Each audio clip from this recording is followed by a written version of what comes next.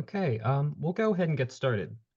Hello, my name is Keith Choi. I'm the Senior Program Coordinator for the Johns Hopkins University Education and Research Center for Occupational Safety and Health. And I'd like to welcome everyone to today's webinar, Safety in Numbers, a team-based, interdisciplinary, collaborative approach to addressing hazardous museum collections. We're working with the George Washington University Museum and the Textile Museum and offering these free monthly webinars. I'd like to welcome Maria Fusco, the Chief Conservator and Margaret Wing Dodge Chair in Conservation for the GWU Museum and the Textile Museum, who will introduce our three speakers for today's webinar. Maria? Yes, thank you, Keith. And I'm just wanted to give a shout out as well to the Johns Hopkins University ERC as well. They're been a great partner in organizing this series, and indeed the ERCs around the United States are very helpful resources too. We've collaborated with them, as have our October presentation group collaborated with an ERC out west. They're fantastic resources. So if you want to find out more, just reach out to me and Keith. They're funded by NIOSH. And some of this funding has been, uh, a little less predictable of late, but I would very much encourage people to reach out to the local ERC for anyone in the United States. And if you need more information, we can supply that. But thank you for joining us today.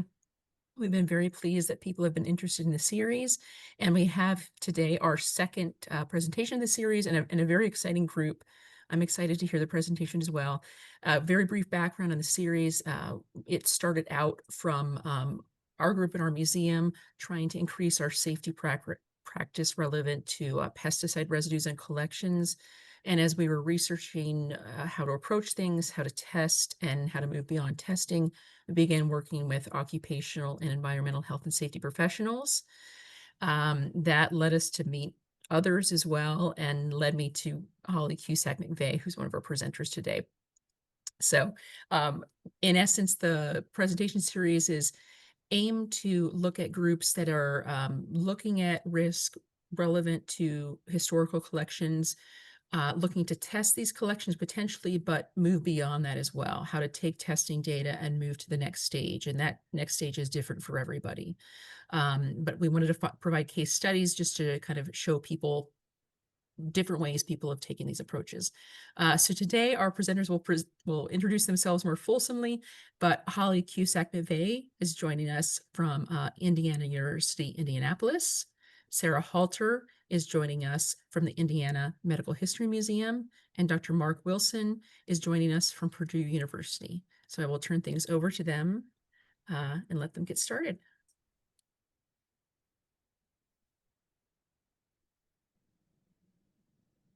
Thank you, Maria.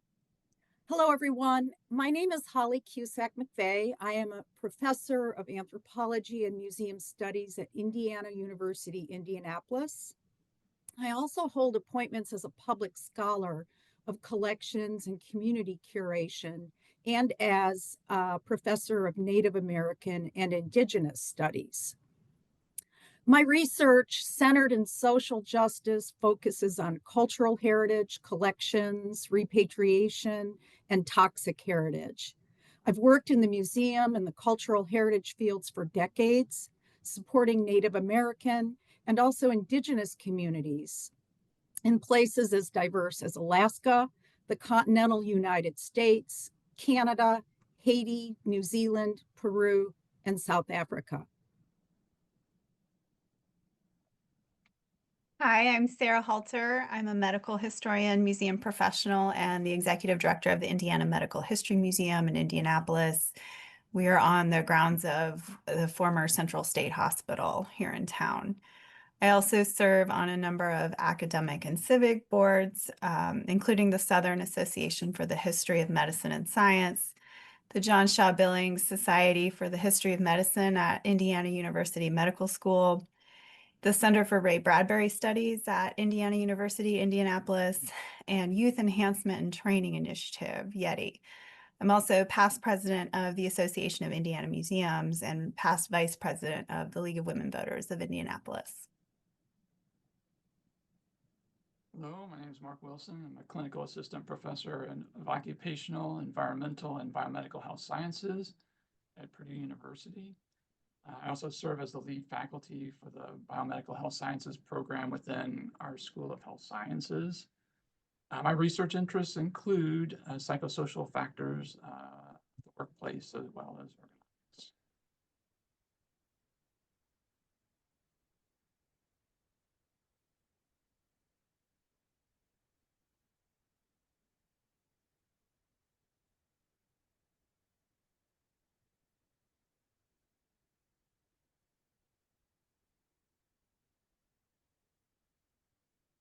Collaboration began as a result of our membership in the AIHA Museum and Cultural Heritage Working Group.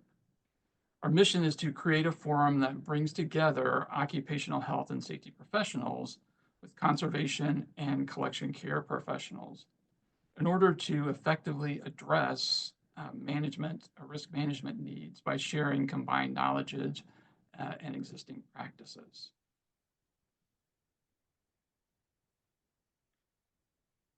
So in 2012, I designed a course in preventive conservation at Indiana University.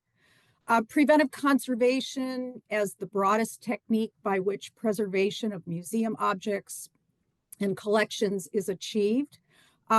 This was the advanced course following my foundation course for graduate students in collections care and management. So in this course, emphasis is placed on measures that prevent or reduce the potential damage and loss in collections. Central to preventive conservation methodology, of course, topics include basic handling procedures, proper storage, environmental management, agents of deterioration, risk analysis, and emergency preparedness and planning. The course offers a theoretical and practical investigation of preventive conservation, again, aimed at eliminating or modifying conditions that encourage deterioration. And although this course included a unit on health and safety, I really felt that I needed to better prepare my students, both undergraduate and graduate students, as emerging museum professionals, by emphasizing current health and safety issues relevant to the collections field. Of course, for centuries, museums have collected the scientific specimens and cultural heritage objects that are central to their institution's mission. These tangible collections serve to tell compelling stories of people and places through time. The collections were often, however, obtained without an understanding of the inherent and acquired dangers these items can present to the health and safety of those charged with their care and with their display. For example, in the 1800s, museums routinely treated collections items with heavy metal contaminants, arsenic, mercuric salts, and then when those were outlawed for usage, by the 1940s, organic pesticides like DDT were also employed. Especially impacted were objects made of feathers, fur, skin, leather, wood, grass, and other natural fibers. Arsenic and mercury or mercuric salts have significant human toxicity. And although these toxins leave substantial quantities of residue on treated objects, these health hazards are not always observable. The Indiana Medical History Museum is housed in what is known as the old pathology building. It's the 1896 pathological department of what used to be originally Indiana Hospital for the Insane and then later Central State Hospital. It was part of Indiana's first state mental hospital, opening in 1848. It is remarkably intact with most of the original furnishings, equipment, specimens, books, records. We operate very much like a house museum and offer guided tours of the building and of the adjacent dead house, in addition to numerous public and school programs like lectures and other kinds of programmatic events. We also have a demonstration medicinal plant garden, a native tree arboretum, and a prairie patch on our grounds where we interpret plants that have historically been used for medicinal purposes. And just this summer, we started growing a butterfly garden as well. The building got national attention when it opened in 1896, and it was considered one of the most modern labs of its kind in the United States. Unfortunately, as science advanced and new technologies became available, there was no funding for upgrades or improvements. This was a big problem for the folks working here back in the 1960s, but for us as historians, it's really a dream come true. When the building closed as a laboratory facility in 1968, it had changed very little since it opened, and within a year, it reopened as a museum. These are some of the interior spaces. We have a couple of labs here, the surgical amphitheater and the anatomical museum. As you can see, our tours are very immersive and authentic in a way that a lot of museums and even other house museums are not. There are a lot of things about my job that grad school did not prepare me for. It's an unusual place with an unusual collection and an unusual history, but I do love it, and our building and collections are pretty amazing. They're unique for a lot of reasons, including that so much of it is original, but also because so many of the artifacts pose different health and safety hazards. Holly mentioned that all museums have some of these challenges, but given the nature of our collections, we kind of have them in spades. We have most of the usual hazards you find in history collections and in historic buildings, but we also have chemical collections where the hazard is the artifact. We have human remains, including bone histological slides, dried and wet specimens, scientific equipment that contain heavy metals, a few that once contained radioactive materials. We have laboratory chemicals and medicines, many of which predate the 1906 Pure Food and Drugs Act and the establishment of the U.S. Food and Drug Administration. So this was a time when ingredients didn't have to be listed on labels. They didn't have to be truthful or accurate. So we have all manner of hazardous substances and sharp objects that pose potentially serious health and safety threats to our staff, our volunteers, our visitors, and also to other collections. These are just a couple of examples, including some skeletal material, formalin-preserved autopsy specimens, a 1920s dental x-ray. It's called a safety x-ray, but it's really only safe relative to earlier models. And then we also have some examples here from our chemical collection.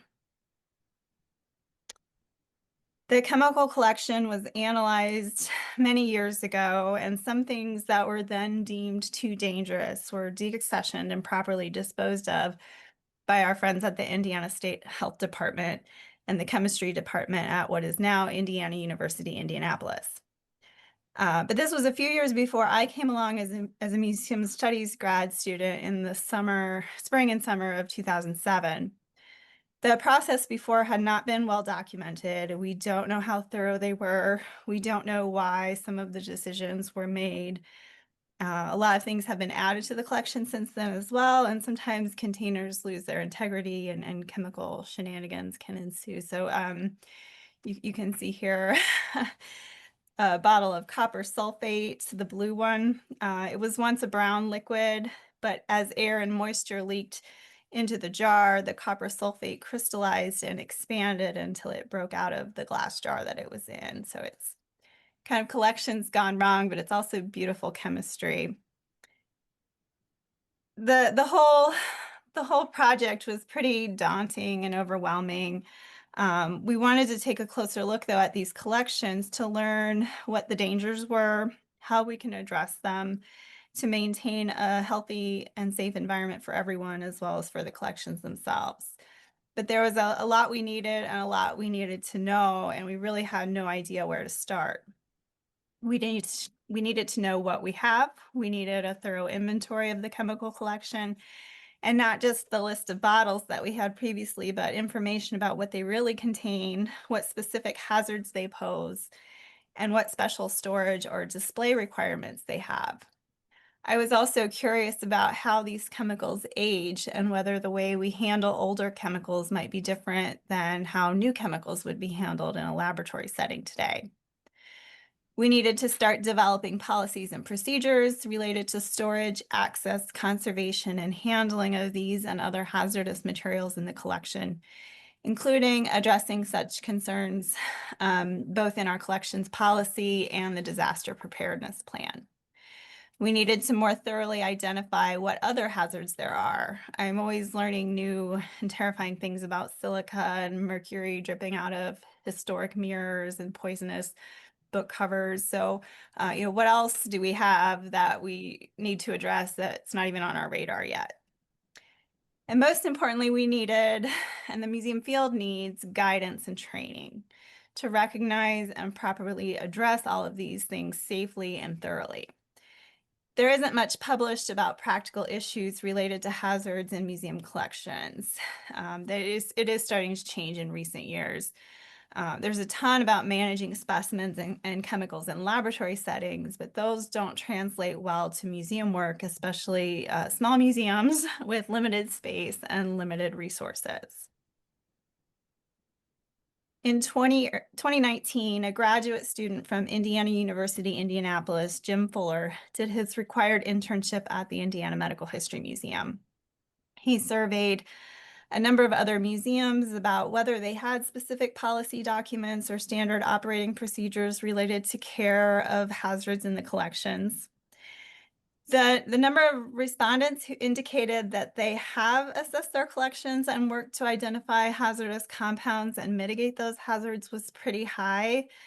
But later questions related to active testing and use of personal protective equipment indicated that those numbers were actually a bit inflated.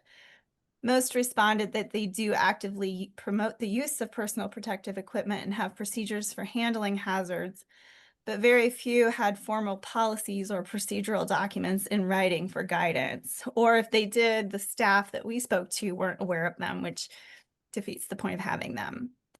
Fully half were unaware of any good resources or references published materials related to hazards in museum collections. Jim was particularly suited for this project before going back to grad school to earn a master's degree in museum studies. He had a whole other career in pharmacy, and he currently works in patient advocacy and hospital safety. He took this project even further by collecting sample policy documents where he could, creating personal protective equipment guidelines for the museum, researching how laboratory safety procedures might be applied in museums with chemical collections, and recommending needed policy and procedural documents. Together, Jim and I had the opportunity to present our work at the Smithsonian Institution's Safety and Cultural Heritage Summit in late 2019. Not only was the conference incredibly enlightening and a little bit alarming at the same time, but at this conference, we met folks from the Smithsonian, from the National Park Service, from Occupational Safety and Health Administration, and other entities who were extremely supportive and offered a lot of great advice, resources, and introductions that really gave us the confidence to push the project further.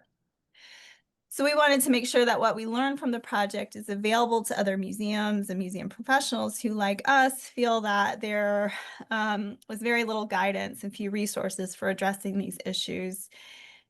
We felt we should be talking to each other about solutions, and all of us should be sharing what we're learning about this project with others. So to me, that's kind of the most important and the most exciting part of the project.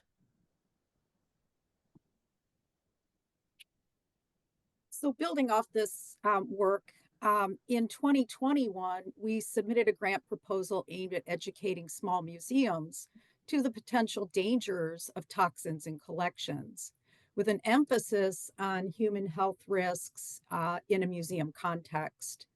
And our partnership, a multi-year, multidisciplinary collaboration, really placed our graduate and our undergraduate students in the role of researchers, with an active role in this team-based approach to addressing health and safety. Listed here are some of our key external partners who served as expert consultants throughout the project.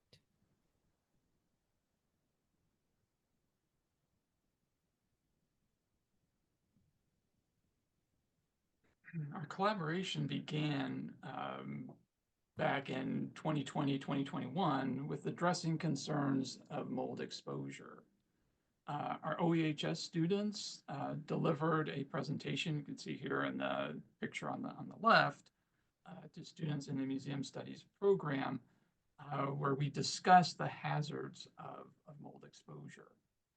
Following this presentation, our occupational and environmental health students collected mold samples using biotape slides.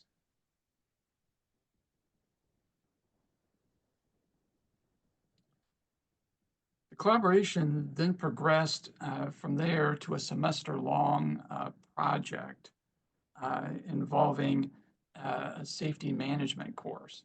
Here we have graduate students in the occupational and environmental health sciences program who are delivering a talk about ladder safety. One of their assignments for the semester as one of the capstone projects was to develop a safety training program.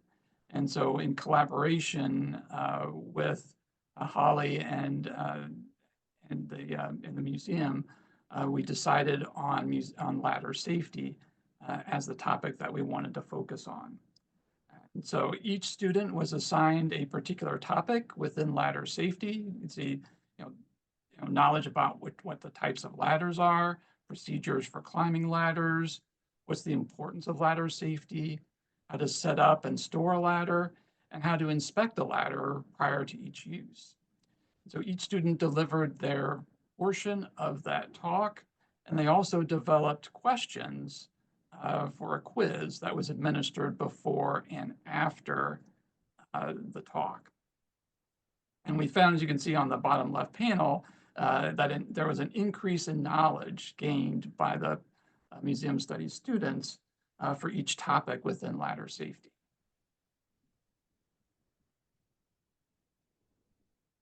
In 2022, our students co-authored a poster titled Hidden Hazards, a team-based interdisciplinary approach to the identification and mitigation of toxins in museum collections.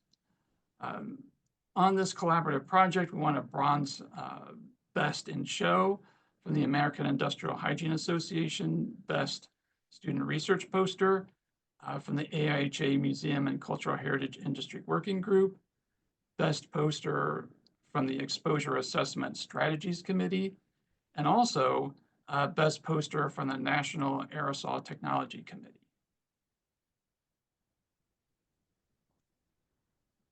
Our students also further collaborated to conduct testing for possible formaldehyde off-gassing from museums, from specimens in both storage and display at the Indiana Medical History Museum. Here we conducted air sampling to address concerns of chemical exposure.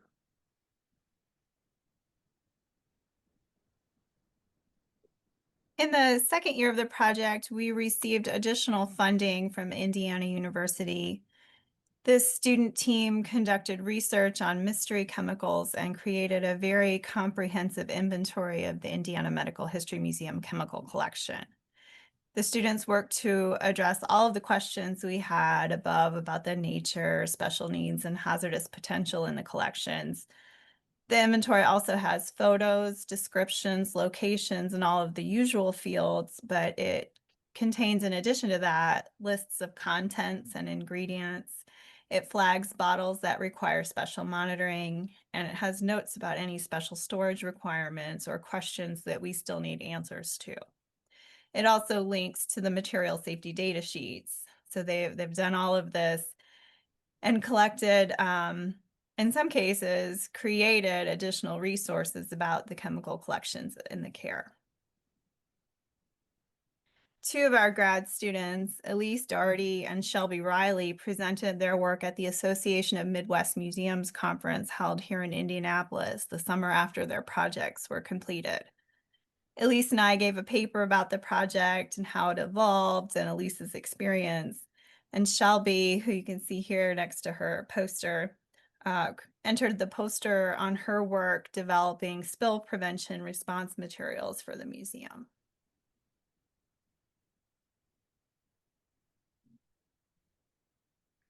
So it was also during that second year that we brought our outside experts on the grant to the Indiana Medical History Museum to help us identify and better manage these conundrums.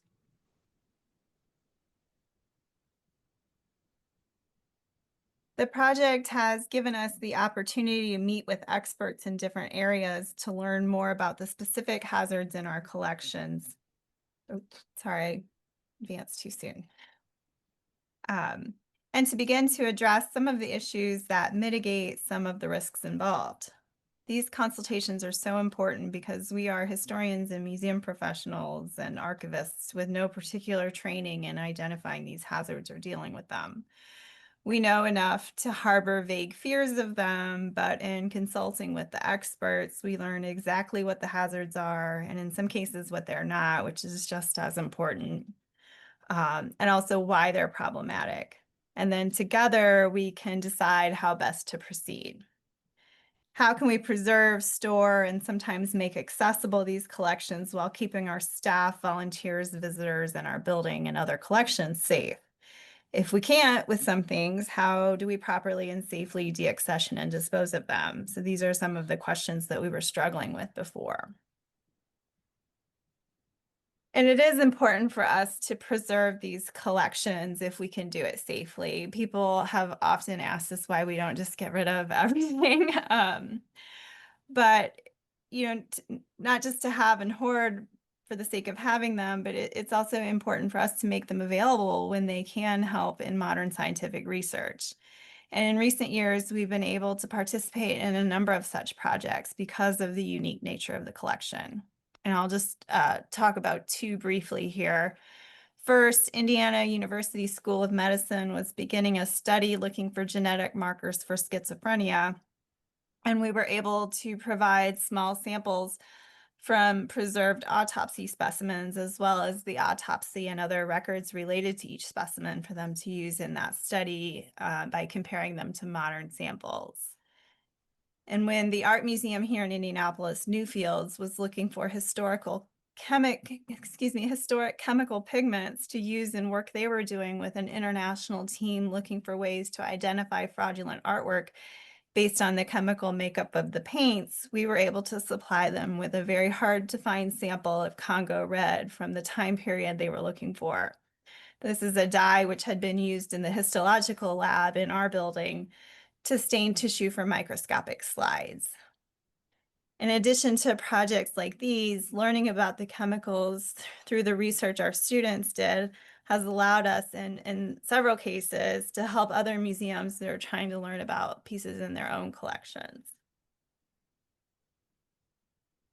Then in March of 2023, Brent Fugate, who was a collections graduate intern at the Great American Songbook Foundation here in Indianapolis, he had been conducting research on caring for and preserving cellulose nitrate film reels and digitization, and he graciously offered to share his time with us at the Indiana Medical History Museum to help us look into the film reels we have and to, if possible, determine whether or not they are made from cellulose nitrate. Early in the 20th century, the hospital purchased a movie camera to document behaviors and to record activities going on around the hospital. There are interviews with patients and movies of celebrations on the grounds. There are a lot of views of the landscape, the architecture, and the scenery on the grounds. And we have film reels of medical school lectures and other things that aren't specifically related to our building as well. So Brent helped us identify what type of film we had and helped us rehouse them in more archivally safe containers. Fortunately, they were all in very stable condition, unlike the example in the photograph here, which is fortunately not from our collection. But he helped us establish a monitoring schedule, and we do hope to have more of them digitized in the near future. So our multi-year cross-disciplinary team-based work at the Indiana Medical History Museum fortunately led to additional partnerships and incredible learning opportunities for our Purdue University and Indiana University students at other area museums facing similar issues. Again, these concerns were diverse and complex, ranging from the potential presence of heavy metal contaminants, the identification of mold, identifying mystery chemicals in collection spaces, and off-gassing concerns in collections and exhibition spaces. Here, our student teams use XRF technology to test for heavy metal contaminants in museum collections. To expand our reach and educational message, we also presented at the American Industrial Hygiene Association's National Conference in 2022 under the title, "Oh, the Problems You'll Solve, Exploring Interdisciplinary Teaching and Community Collaboration with Museum Studies and Occupational and Environmental Health and Safety Campus Programs." We encouraged industrial hygienists and others in the human health and safety fields to seek new partnerships with their local museums and university museum studies programs. So most of the items that we tested were items that this museum believed to be subject to the United States federal law known as NAGPRA, the Native American Graves Protection and Repatriation Act of 1990. Under the new NAGPRA regulations and duty of care, museums must, as a first step, quote, consult with lineal descendants, Indian tribes, or Native Hawaiian organizations on the appropriate storage, treatment, or handling of human remains or cultural items, end quote. So these new regulations stipulate that museums must obtain free, prior, and informed consent from lineal descendants before they allow any exhibition, authorization, access to, or research on human ancestral remains or cultural items. And research includes, but is not limited to, any study, analysis, examination, or other means of acquiring or preserving information about human remains or cultural items. So I'd like to emphasize here that research of any kind under the Act, it's consulting with the tribes first to get consent. The decision to test cultural items must be made in consultation with the descendant communities.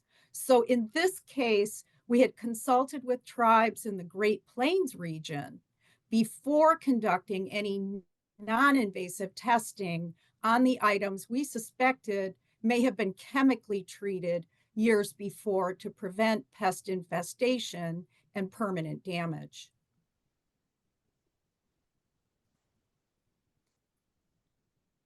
That same year, it was a busy year. Our student team assisted the FBI, the Federal Bureau of Investigation's art crime team, in also testing for heavy metal contaminants before seized collection items were repatriated overseas. The Federal Bureau of Investigation's art crime team was established in 2004, in fact, partly in response to the looting of the Baghdad Museum. The team investigates art theft, cultural property crimes, and their mission is to recover cultural heritage objects and hold subjects responsible. Our student teams gained invaluable experience in this rather unique collection setting. Each year, my undergrad and grad students in the collections care and management course also conduct extensive provenance research on mystery objects. This often results in the successful repatriation of artifacts to domestic and foreign partners worldwide. And in my community collaboration and curation course, students are immersed in a tribal community-driven project, in this case with the Saginaw Chippewa Tribe's Zebwing Center of Anishinaabe Culture and Lifeways. So student teams work with and for the tribal museum staff and community members. They participate in a broad range of collections-focused projects identified and overseen by the community. Key museum activities include, but are not limited to, rehousing artifacts, cleaning exhibition spaces in the tribe's award-winning interactive multimedia exhibit Telling Our Story. They transcribe oral histories in the tribal archives under the direction of the tribal archivist. They have established an integrated pest management monitoring program to better protect the community's irreplaceable collections. They've created archival safe storage cases for archival materials and participated in conversations about the practice of indigenous museology and tribal sovereignty. Here, students are cataloging items which were in storage that the museum had concerns over mold contamination. And I should note that our student teams include Indiana University alumni. That includes collections staff members from the Eiteljorg Museum of the American Indian and Western Art, who volunteer their time each year, returning to Zeebuing. They support and help supervise the student team activities. They bring new collection skills and knowledge to this collaboration. And this builds off a decade-old community partnership. So here you see student teams conducting additional testing and monitoring in the collections and exhibition spaces throughout the tribal museum. The areas we concentrated on and what we identified were concerns, again, identified by the tribal museum partners. Students utilized industrial hygiene instruments to conduct testing of the museum space, including indoor air quality issues. In this case, the student is conducting testing to check for relative humidity in the museum space, which is a concern that may foster mold growth.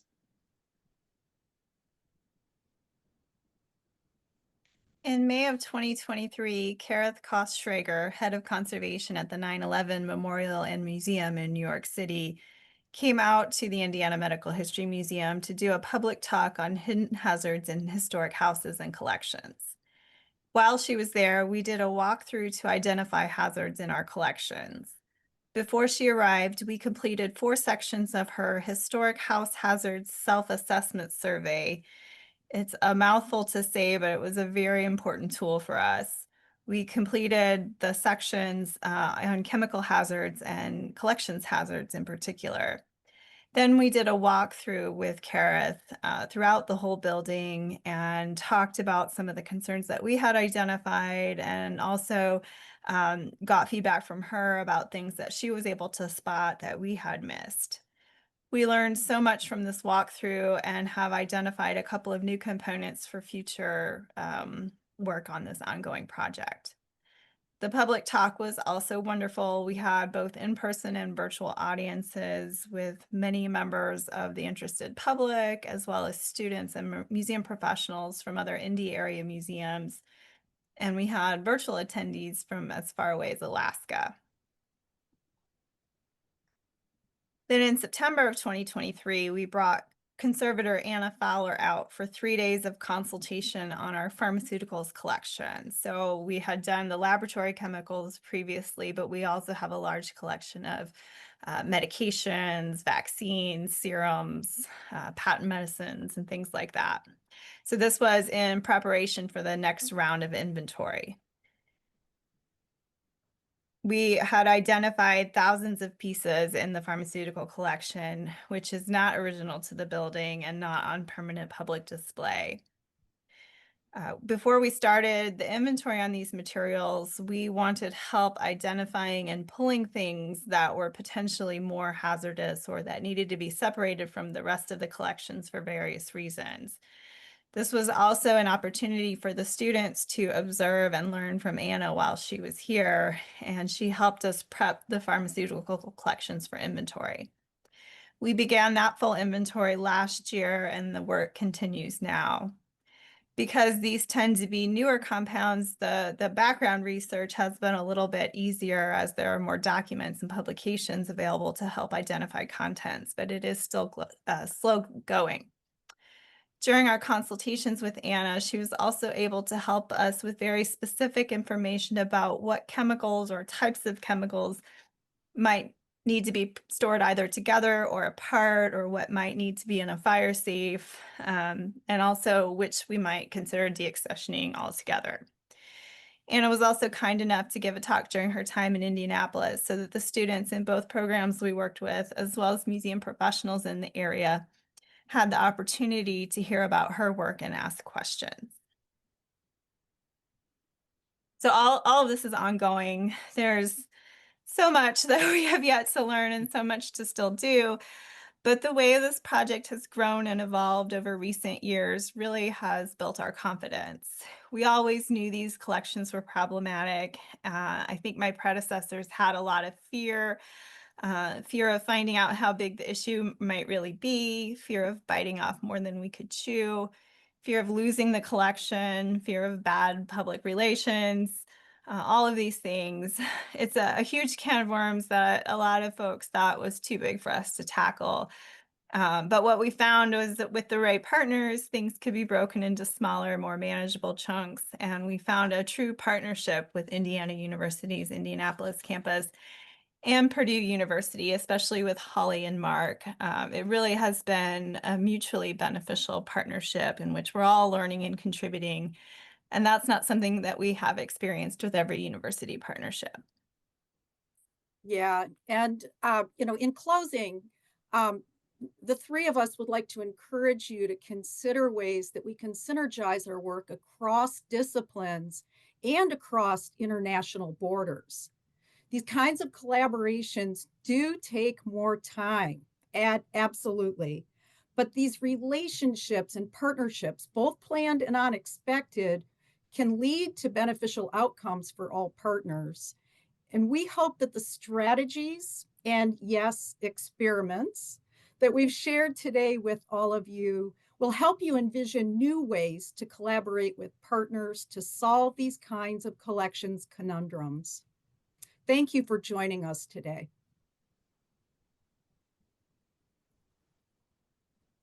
Oh, and thank you, Holly, Sarah, and Mark. That was fantastic and very inspiring. Thank you so much. I've written down a bunch of my own questions, which I may indulge, but I wanted to open it up to questions from the audience as well. We're providing the chat as a forum to post questions if you guys would like. I see one there already, so please feel free to ask anything else that has come up. But thank you, Holly, Sarah, and Mark. A lot of the points that you've touched on, I think were important points for us too. So it's helpful to see those consistencies of how do people get past the fear, as you mentioned, Sarah, and get to the next stage. And it really is partnerships and bite-sized chunks.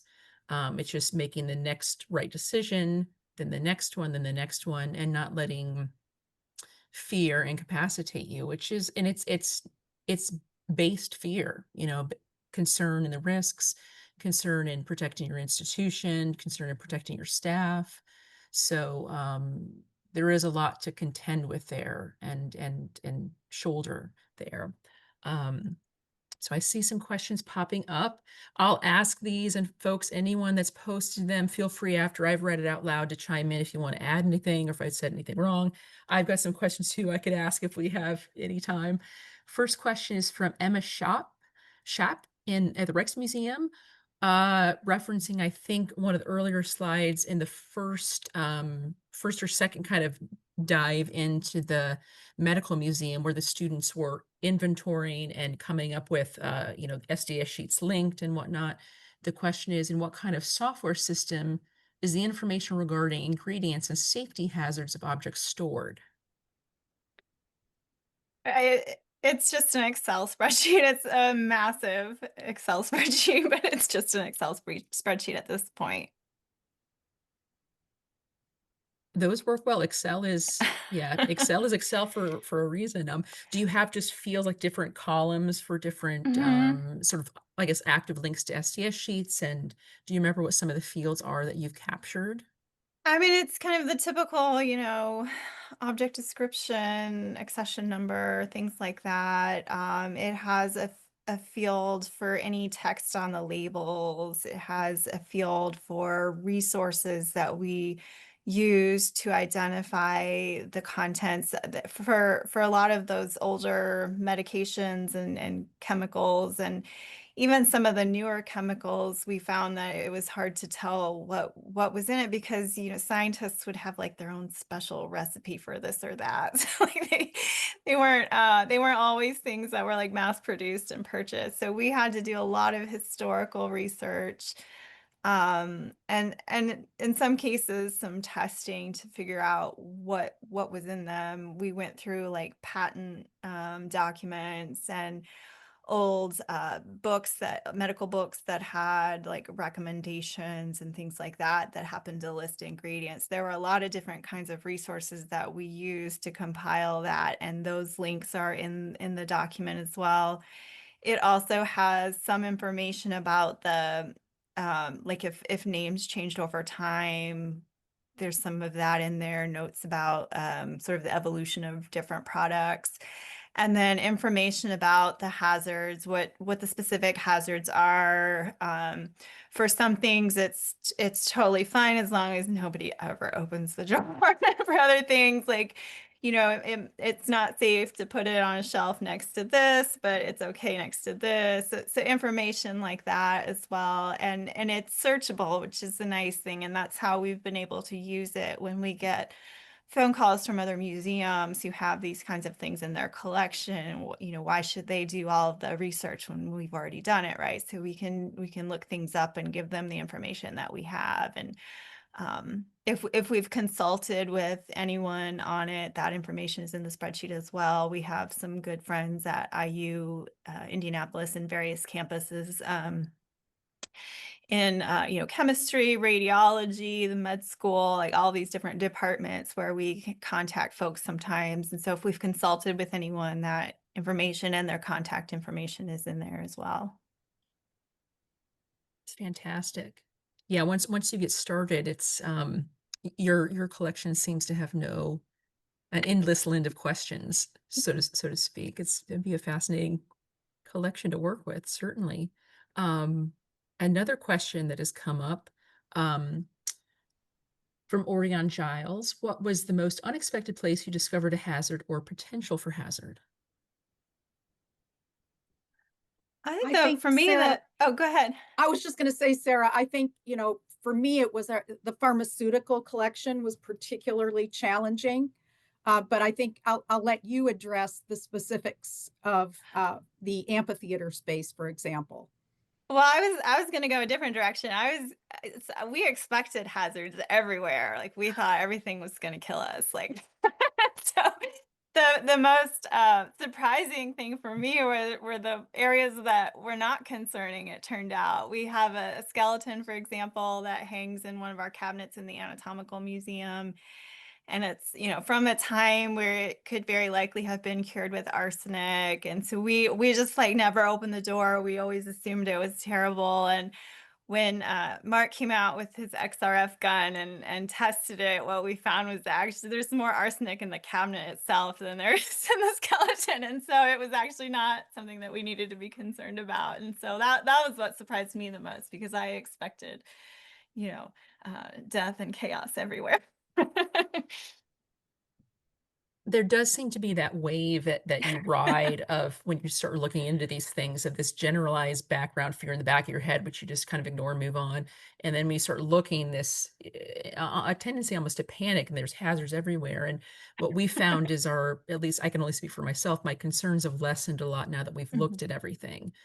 Not to dismiss them at all, but I think having partners who can help you make things practical, being able to test, being able to and that's where the OEHS partners, occupational environmental health and safety partners, come in to really bring you back down to reality and to give you perspective on everything. And that leads really nicely into our next question, which Sarah, you addressed partly, but what are some of the things you had concerns about that turned out to be non-concerns, whether that's a specific object or bigger picture?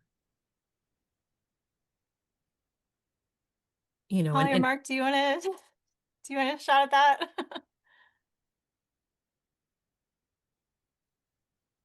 Yeah, I guess it's, yeah, I guess that the thing would be there were certain collections where there was concern about the presence or the absence of arsenic. Some assumptions were made, and testing revealed that there were no heavy metal contaminants of concern. Without, giving specific details on the name of the institution and the location, I think it was just going in and expecting, because of other collections at that institution that had been chemically treated in the past. So I think the staff assumed that these particular items that were subject to NAGPRA were also contaminated. And so in consultation with descendant communities, they were given permission to test, and they did not detect any heavy metal contaminants.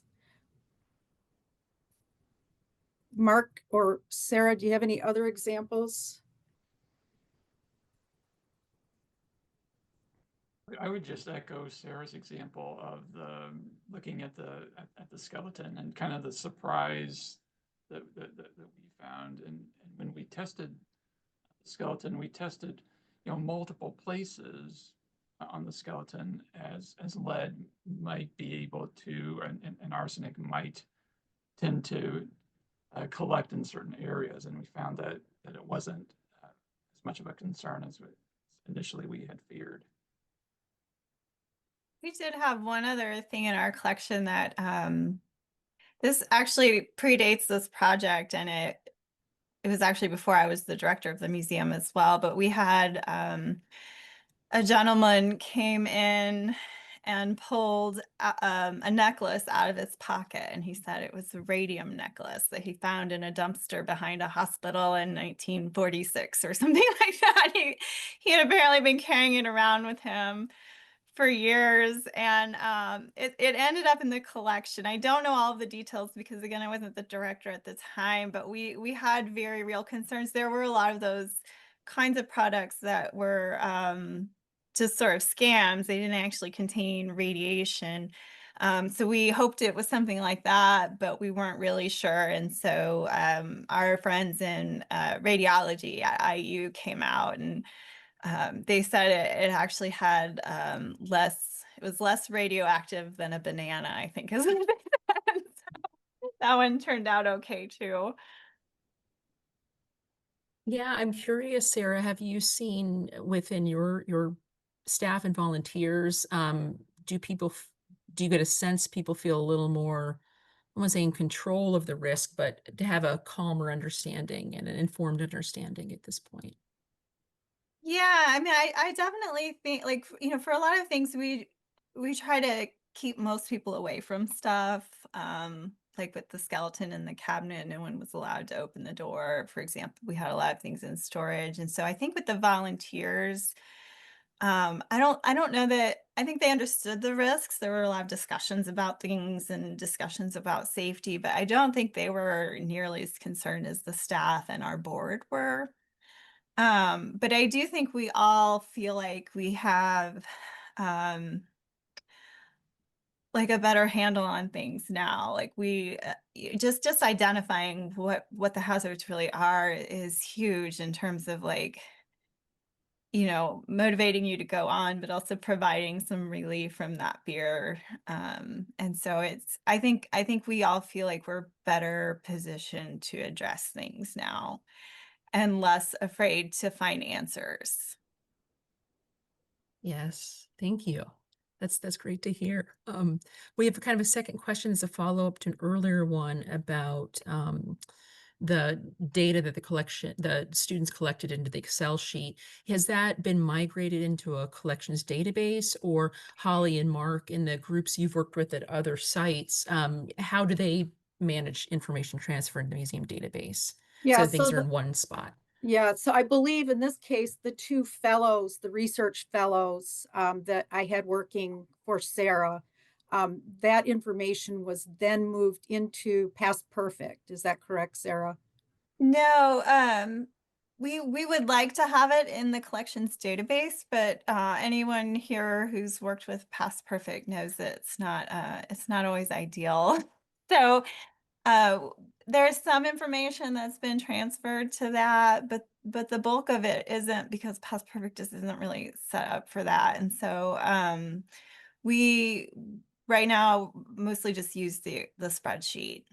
So the things that got moved to Past Perfect are like notes about like storage requirements, and when we, if there are certain things on the list that we check periodically to make sure that there's, nothing wonky happening with the chemical, and or that the seals are still good on the jars and that kind of thing. And so those things, like there's condition notes in Past Perfect, but the bulk of it just doesn't really fit well. So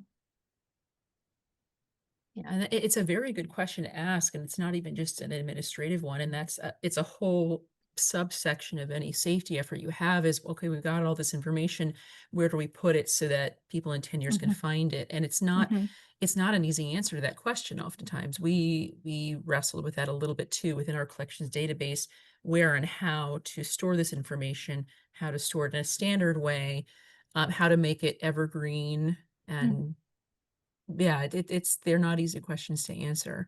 So, but it's good to be aware of that. That's a thing you got to think about, and but no, it'll take some time and to sort that out. We have a question too about the posters that you all mentioned in in this presentation. Is it possible to access those posters? I think a couple of them, there was presentations at AIHA conference, and I'm wondering, is there a way to share information on those posters or background, how to find them? Mark, I believe that poster can be accessed through the American Industrial Hygiene Association. Sure about student posters. I know our presentation was recorded. Our session was recorded. I'm not sure if student posters are archived. We'll have to look into that and see if the those are PDFs would available. still exist somewhere. So then the question Yeah. is, do we have permission to share them? Yeah, I guess we'll see if we can find the link, Maria, and share that with you to share out. Okay, very good. Thank you. Another question from Jean Dendy. Can you recommend good sources of information about chemicals that predate more standard naming conventions like IUPAC? I have a document. It came to me from Anna Fowler, who was the conservator that we brought in to consult with us on the chemicals, and we've added to it as well. It's a massive list, but I think certainly the stuff we've added, I could definitely share, and I could ask Anna how she feels about me sharing the rest of the list. But it was a lot of, a lot of it is stuff that, they're books that are 100 years old, and so you can only get them on Google Books or, things like that. And so a lot of it would be like publicly accessible anyway. I would also have folks email me. And I would also recommend to anybody who doesn't know the publication by Nancy Odegaard and Alice Sadonge, Old Poisons, New Problems, a museum resource for managing contaminated cultural materials. And I know that that was being updated. I don't know if that revised version is available yet. It may be, but that is an excellent, excellent resource. There's also one that I found randomly a little over a year ago in a bookshop in Gettysburg. It's like a huge coffee table book that is it's medicines and chemicals and things like that from mostly, I think, from the 19th century, but I think it goes into the early 20th century as well. And I don't remember the name of it off the top of my head, but I can send that citation to you, Maria. Thank you. I'm Yes, going to write that down so I remember to do that. Thank you very much. We'll be, for anyone listening, Keith and I will be in touch to send around a survey about the presentation as well, just to help us gather information. We can distribute information that way via the registration list. And next question, we're just over 2 o'clock. Are you guys, Holly, Sarah, and Mark, are you okay to stay on, or do you need to go? Yes, I can Good. stay. Okay, good. Our next question is actually from Nancy Odegaard, who many of us admire immensely. Regarding several photos of the portable XRF in use, my understanding is that one never place any part of your body in the primary beam path, a triangular zone emitting from the front while the analyzer is operating. When the X-ray on, indicator lights are illuminated. From the front of the analyzer, an exposure to the primary beam, even for a short time, can cause severe and permanent injury. Also, not to hold the sample being tested in your hand. And so I think there were some images of the students using the portable XRF. And Mark, do you want to talk about Aaron leading that team from Purdue? Right. So from our Purdue team, he was in one of our pictures. Dr. Aaron Specht is a health physicist who helped us with utilizing the XRF unit. What's actually interesting about that portable XRF unit that was pictured is that he often uses that for lead screenings. So they'll often XRF the shin bone for people to determine lead levels. So this is one example, Maria, where we are not the experts on the use of this technology.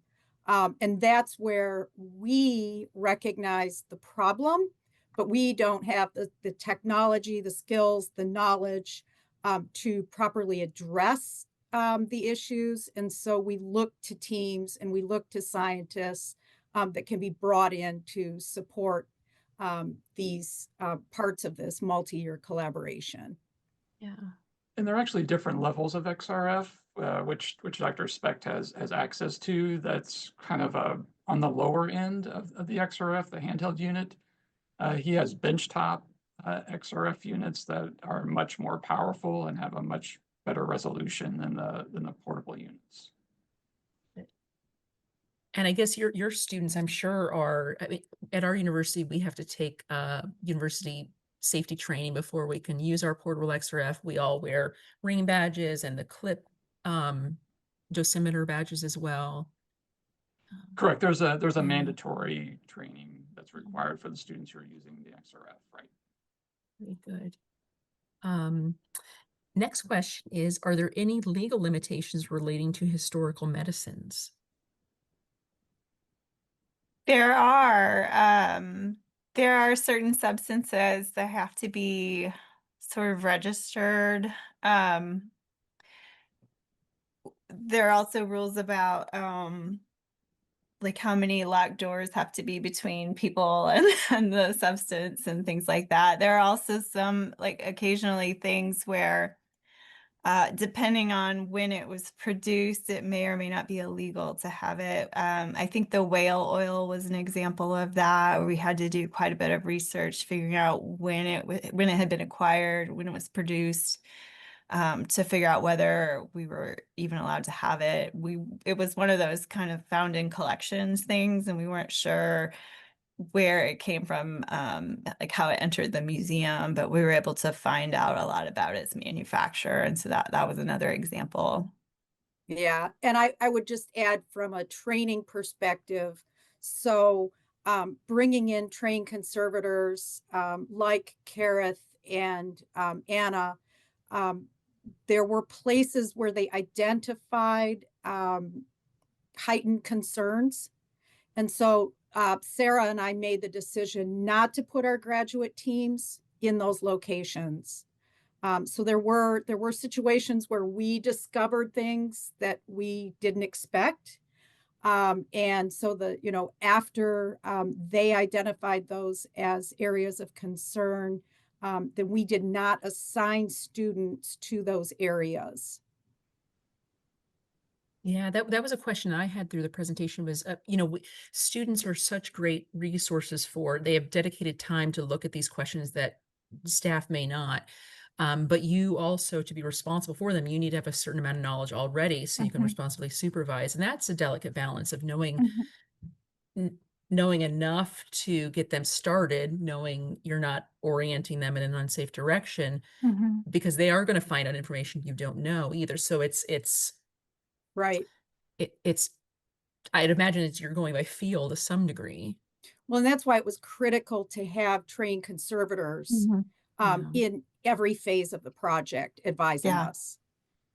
And one of the things Anna did while she was with us was identify things that maybe shouldn't be stored with the rest of the stuff that a student would then be inventorying later. And so that for me, that was the most important part of having her out there, was making sure that the storage area that the students were going to work in didn't contain things that they shouldn't be around. And so that's really critical, I think. And your project makes the point too, you can't just form a team of 1 or 2 people. It's many disciplines that need to come together, and you may have a core group. We found someone representing the collections, but you need a couple people representing the collections. And maybe, if it's in a museum, someone from collections management and conservation. In a lot of instances, you want to have the community that originated the objects involved as well. There's a lot of degrees of that as well. So there's a lot of people to speak for the collections. And you need occupational, environmental health, and safety professionals. And there are many degrees of those types of professionals too: epidemiology, industrial hygiene, radiologists. So there's, to not be intimidated by that too, I think is a good thing, to just have it in your under your radar that you may need to ask a lot of people a lot of questions, and that is normal. That is okay. Don't get daunted. You can run down rabbit holes too, I think, but I think it's part of the process. So we were quite fortunate in this multi-year collaboration that we had trained conservators, epidemiologists, other material scientists from Purdue who were willing to give their time, not only to lead testing, but to also really take quality time in educating our students. We were incredibly fortunate that our partners were so gracious. yeah. And I'm going to interrupt the other questions with a question of my own really quick, just because it seems timely. You guys mentioned AIHA a few times, which is the American Industrial Hygiene Association. We have a lot of viewers from outside of the United States. And so I'm wondering, correct me if I'm wrong, but it seems that was a good clearinghouse for bringing you 3 together and for you to find other resources, other people, other professionals, but also a venue to support the project and to publish and present on the project, get the information out there to find more partners. Do you guys have recommendations for people in other regions of the US and Canada, Europe, anywhere else, of what's just a philosophy? I mean, you mentioned this at the beginning of your presentation that, yeah, our entities may not be the same, but it's the philosophy that counts. And are these sort of professional working groups in the industrial hygiene sphere, that seemed a very fortuitous resource for you all. Do you have any thoughts on that? Yeah, there are really 2 key, I would say, leading working groups within the United States addressing these issues. And we can provide the name and the link for both of those working groups. One is, of course, through the American Industrial Hygiene Association. But truly, I mean, this is a dialogue that we have to have across international borders. And where it gets really complicated is that the level of protection legally changes from one country to the next. And so how do we address some of these concerns, health and safety concerns, globally, when the laws protecting individuals and groups varies so greatly? So I think the first step is education, doing this very thing. recognizing that no one person is an expert in all of these areas of concern, and that it is that building that team, and where there's a question that can't be addressed, finding a new team member, finding a new partner, and bringing them into the fold. Thank you. Mary Corrigan of GW shared that in terms of the legal limitations on historical medicines, the DEA has some required registration as well. Nancy Odegaard shares that the new edition of Old Poisons, New Problems will be available later this year.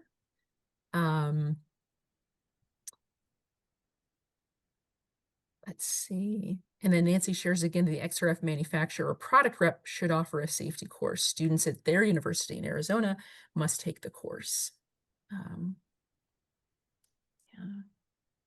Let's see. And we are at about 11 minutes after the hour. We still have about 76 participants.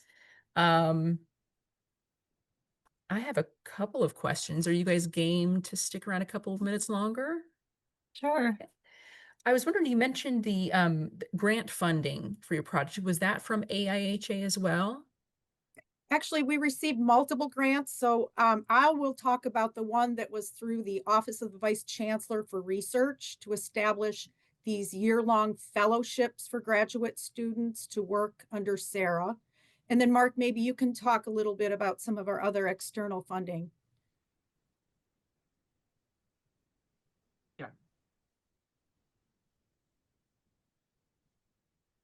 You want to start off, Holly, or? Well, that's basically it, is that, you know, the first fellowship was supported for as that, part yeah. of this larger, to support these year-long fellowships. I would also say internal to Purdue, we also received funding through the Office of Service Learning. So the Office of Service Learning at Purdue identified this as an excellent example of collaborating with external partners. And incidentally, Sarah and the Indiana Medical History Museum actually won for the Partner of the Year Award from the Purdue Office of Service Learning. So that was a really nice way of recognizing our collaboration. And that was a monetary prize, so we just put that money right back into the project too, and that helped to pay for some of the consultations too. Thank you. And this joint class, is it ongoing? I'm just wondering about the future of these collaborations. This joint class is going on in the near future, and do you have any future projects you're aiming for, or if people are interested in collaborating with you, is there room for that? Yeah, we actually, Mark and I are co-teaching again this semester, and I'll have him speak a little bit more to his class. So with my preventive conservation course, by some miracle, we were able to schedule his Purdue class and my Indiana University class on the same day and time. And then most exciting is that we're collaborating with our colleagues in industrial hygiene, public health, and safety in Vietnam. And so obviously it's going to be 3 a.m. for our colleagues in Vietnam when we teach live. So we're recording those classes so that they can then watch and review that during the daytime and during their classes. And that's a collaboration with Workplace Health Without Borders International and our wonderful colleague, an epidemiologist, David Goldsmith. Mm-hmm. Yeah, Fantastic. so this is kind of morphed through different courses. That ladder safety training that I talked about earlier, that was a graduate safety course. This course in the fall is an undergraduate course. That's a very different mix of students, but I think it'll bring something unique to the collaboration. And so it's really nice that we were able to to get this scheduled and arranged that and the way that we did, so that we're able to have class together, learn from each other, have conversations, and that's going to be very beneficial for us. This one's a little bit larger, So I have about 18 students in the class, so I can't really bring them out like I could before. The previous class was just a handful of graduate students who were able to, to travel 60 miles to our site in Indianapolis. But even though it's a larger class, we're still able to meet together and have discussions via Zoom. So looking forward to that. It's wonderful because you're also training environmental health and safety students and collections managers to already have their, kind of already programmed to think of each other, and whether they work together again in the future or not, they will look for their partners, I would imagine. Um, In that's fact, fantastic. I've adopted an e-textbook authored by Mark on workplace health and safety in preventive conservation. So they go away with a resource that is, sort of a reminder of all of the things, some of the things that we have covered in this multi-year collaboration with Sarah. Yeah. I would love to read that. That sounds probably very helpful. And are you guys aware of any other universities with similar collaborative programs? Any other groups that are combining sort of students as they're developing in these two different disciplines? I don't, there may be, I'm Yeah. not aware. Not sure. It's fantastic you guys are doing it. And I wanted to note, I'm glad that you guys included physical safety too, because a lot of times we rush ahead just the chemical safety and what we think is going to, kill us long term. But ladders, blades, all that stuff we included in our health and safety plan, and they need to be thought of as well. So it's good to be as comprehensive as possible as well. Let me see.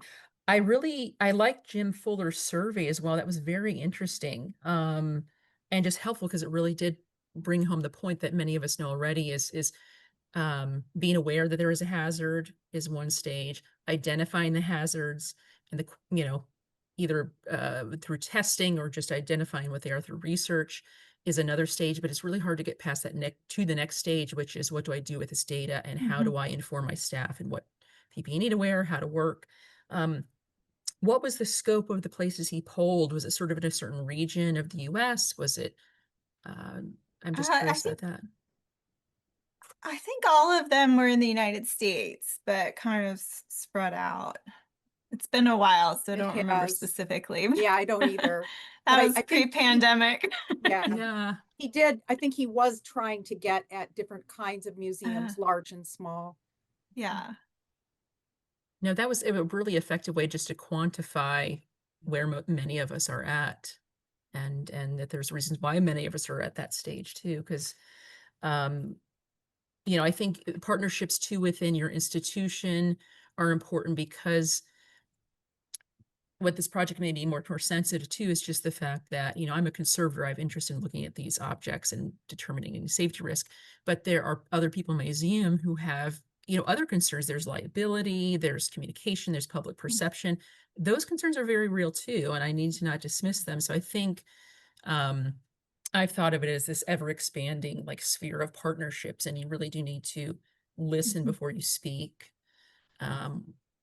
Just to get at what everyone's concerns are, so then you can take the next steps in the most fulsome manner possible. And I've found that as just an effective kind of policy and philosophy. I'm wondering, as you're training these student groups and they're working with different types of collections, types of groups, how do you train them they come in with some expertise and supervisory expertise, but listening seems to me to be a big key. Like, have you identified that too, or how do you instill that in the students and make that manageable, and how do you make that tangible, I guess? Yeah, that's in the community collaboration and curation course where I partnered with the Saginaw Chippewa tribe. The first thing I say on day one of class is the key to collaboration, listening is the key to collaboration. And we talk a lot about what it means to listen, but you're right. I mean, that really extends to the examples we've shared here today in this multidiscipline collaboration. And I think that's one of the exciting things when Mark and I bring our students together at Indiana Medical History Museum, they are asking questions that have not occurred to us. And they are learning from one another. And I remember one in particular when we did we were talking about mold identification and mitigation. Mark's students did this amazing presentation on everything one would ever want to know about mold, way more than I thought there was to know about mold. They were talking about removal. So for example, if you're at an Amazon warehouse and there's a leak and it creates black mold in ceiling panels, come in with PPE, remove the black mold panels and put up fresh new ones.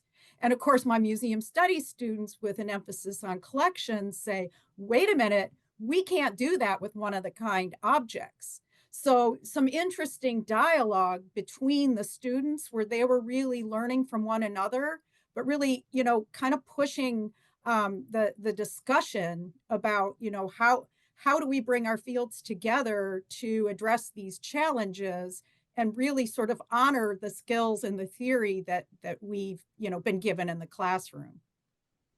Yeah, and it was a great benefit to our students who really had to start to think outside the box, right? And not like, okay, here's the normal or the usual way that we address a hazard. We have to think a little bit differently and be creative and talk with our partners and arrive at a solution. I got 2 ears and 1 mouth. I try to tell myself listening is not a skill we're really taught in society. But it's very helpful. And another point Mary Corrigan brought up actually is just bringing our attention back to there was a memorandum of understanding signed between AIHA, who we've been talking about a lot, the American Industrial Hygiene Association, and Shishima, which is basically a university-oriented health and safety working group. It's Campus Safety, Health, and Environmental Management Association. So we can look to some good things coming out of that too, at least in the US. But I think the point is,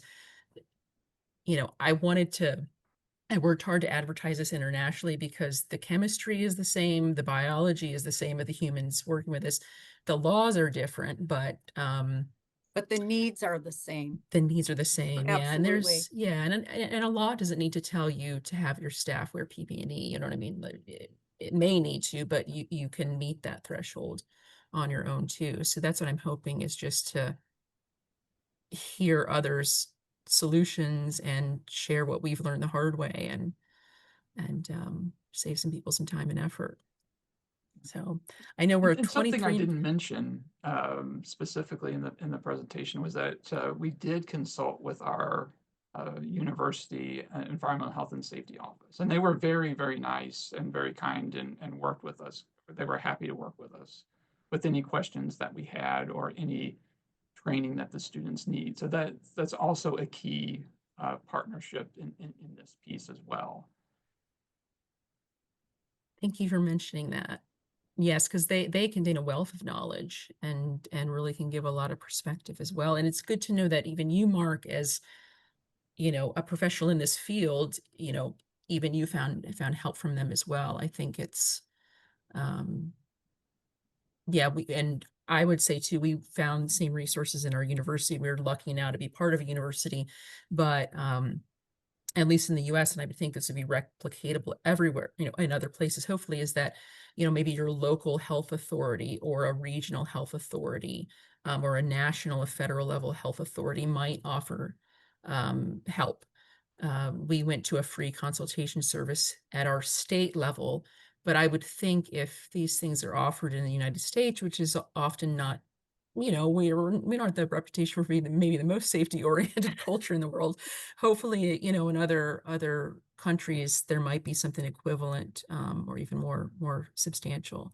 And I'd be really keen to learn about that. So I'm hoping this series will help us learn that as well.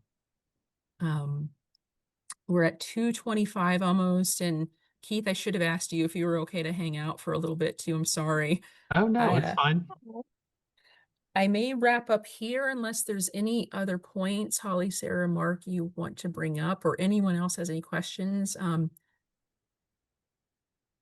at all. So everyone too, if you have questions that, this is my first rodeo in terms of trying to set up something like this, and luckily Keith was along and he knows what he's doing. But if we've not thought of something, if you have any questions, my email is on the registration page where you all signed up. So feel free just to write and ask if you've not seen something come on your way fast enough, anything like that, just reach out. But thank you all so much for joining us with your questions, with your ears. And Holly, Sarah, and Mark, thanks for providing us such a phenomenal example of how to tackle these problems and to do it together. And it makes it a lot less lonely when you're not having to come up with an answer yourself.